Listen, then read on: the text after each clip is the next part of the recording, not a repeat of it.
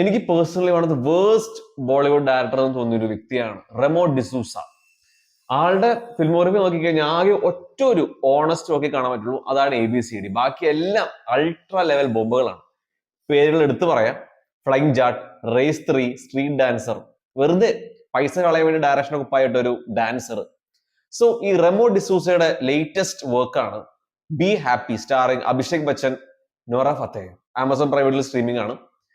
ഈ ഒരു സിനിമ അഭിഷേക് ബച്ചന്റെയും ഒരു മോളുടെയും സ്വീറ്റ് റിലേഷൻഷിപ്പ് കാണിക്കുന്ന ഒരു സിനിമയാണ്. സ്റ്റോറി ലൈൻ പക്ക ABCD. ആകെ ഒരു ചെറിയ വ്യത്യാസം എന്ന് വെച്ച് കഴിഞ്ഞാൽ ഇതിലൊരു കൊച്ചു കുട്ടിയുടെ സ്വപ്നമാണ് ഇന്ത്യസ് ടോപ്പ് ഡാൻസർ ആവാനായിട്ട്. ശരിക്കും പറഞ്ഞാൽ റെമോ ഡിസൂസയുടെ ഫിൽമോഗ്രഫി നോക്കിക്കഴിഞ്ഞാൽ ABCDക്ക് ശേഷം കുറച്ചെങ്കിലും ബെറ്റർ വർക്കായിട്ട് തോന്നിയത് ഈ ഒരു സിനിമ തന്നെയാട്ടോ. എന്തുകൊണ്ടെന്ന് വെച്ച് കഴിഞ്ഞാൽ ഓവറോൾ നോക്കിക്കഴിഞ്ഞാൽ ഒരു ആവറേജ് വർക്ക് ഉള്ളെങ്കിലും അത്യാവശ്യം കുറച്ച് നല്ല മൊമെന്റ് സിനിമ ക്രിയേറ്റ് ചെയ്തിട്ടുണ്ട്.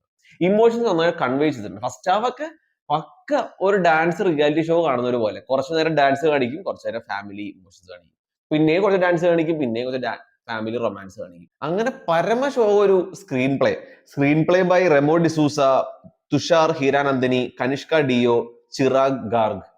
ഇത്രയും ഈ 4 പേരുണ്ടായിട്ട് പോലും ഒരു നല്ലൊരു നല്ലൊരു പ്ലാനിങ്ങോട് സ്ക്രീൻ പ്ലേ ചെയ്യാൻ പറ്റില്ല ആലോചിക്കുമ്പോൾ തന്നെ കഷ്ടം തോന്നുക. നമ്മൾ ഈ തെലുങ്ക് സിനിമയെ കാണൂലേ, ഈ തെലുങ്ക് സിനിമയിലൊക്കെ ഭയങ്കരമായിട്ട് ഇമോഷണൽ സീക്വൻസ് ഒക്കെ കണ്ടു ഒറ്റയടിക്ക് ഒരു ഡാൻസ് നമ്പർ ഒക്കെ വരില്ലേ, അങ്ങനത്തെ കുറെ ഇമ്മച്യൂർ റൈറ്റിംഗ് ആണ് ഈ ഒരു സിനിമയിൽ.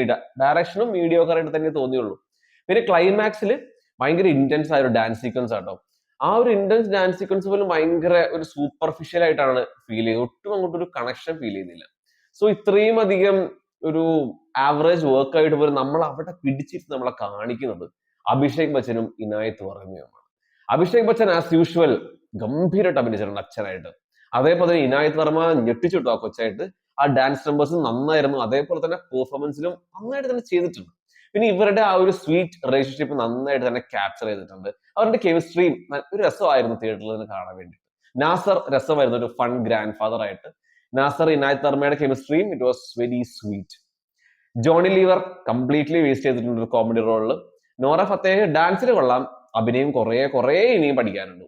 പിന്നെ ഇതിൽ ടെക്നിക്കൽ ടീമൊക്കെ ഭയങ്കര ഒരു ആവറേജ് വർക്കാണ് ഫീൽ ചെയ്തത്. വിഷ്വൽസ് ആയാലും എഡിറ്റിംഗ് ഭയങ്കര ഡിസപ്പോയിന്റ്മെന്റ് ആയിരുന്നു. മ്യൂസിക്കും ആവറേജ്, പക്ഷെ background score was better. Overall better writers അല്ലെങ്കിൽ ബെറ്റർ ഡയറക്ടർ ഉണ്ടായിരുന്നെങ്കിൽ ഒരു ഡീസന്റ് ഡാൻസ് പടമെങ്കിലും ആയേനെ ബി ഹാപ്പി. ഇപ്പൊ ഈ സിനിമ കാണാൻ ആകെ ഒരു റീസൺ ഉള്ളൂ, അഭിഷേക് ബച്ചൻ ആൻഡ് ഇനായത്ത് വർമ്മ.